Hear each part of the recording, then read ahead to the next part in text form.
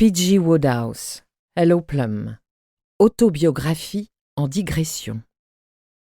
Censé répondre aux questions d'un journaliste indiscret, désirant recueillir des propos strictement autobiographiques, Wodehouse, un des maîtres de l'humour anglais, accepte le défi, mais glisse rapidement sur sa vie privée pour mieux s'adonner à la digression, art dans lequel il excelle. Il sautille allègrement de la presse au roman policier, en passant par les chiens, Shakespeare, les chauffeurs de taxi, Hollywood, le ramassage des escargots, etc. Un des phénomènes qui aigrissent les écrivains, ils vous le diront tous, c'est de s'entendre demander par des lecteurs de leur écrire une petite phrase brillante sur la page de garde de leurs propres œuvres. C'est George Eliot, me semble-t-il, qui, dans un moment de découragement, a noté d'une plume assez amère dans son journal intime les remarques que voici. « Cher journal, ce soir je suis fourbu. J'espère bien ne plus jamais rencontrer un grand admirateur de mon œuvre. Ce n'est pas d'écrire des romans qui est pénible. Des romans, je pourrais en écrire jusqu'à ce que les poules aient des dents.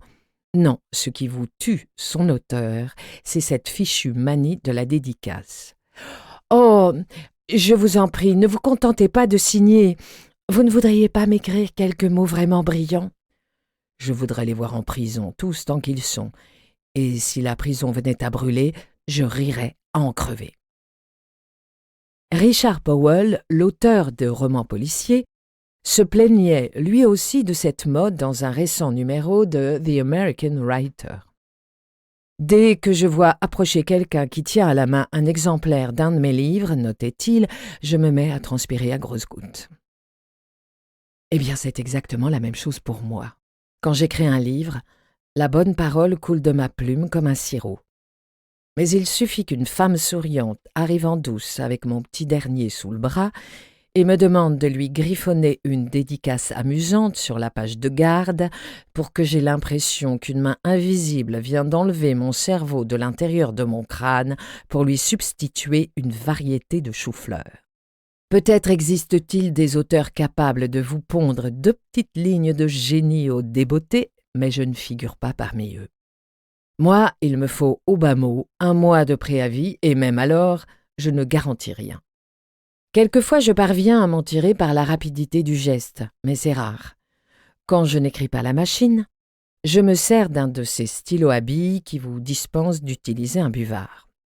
L'encre ou la substance, quelle qu'elle soit, qui sort de la pointe de l'instrument, sèche au fur et à mesure, si bien que je prends le livre, je griffonne « Bien à vous, P.G. Wodehouse » et dans le même élan, je ferme le bouquin avec un bruit sec, en espérant que la partie prenante aura la délicatesse de ne pas aller fourrer son nez à l'intérieur tant que je n'aurai pas mis une distance considérable entre elle et moi. Or, ce n'est pas souvent le cas.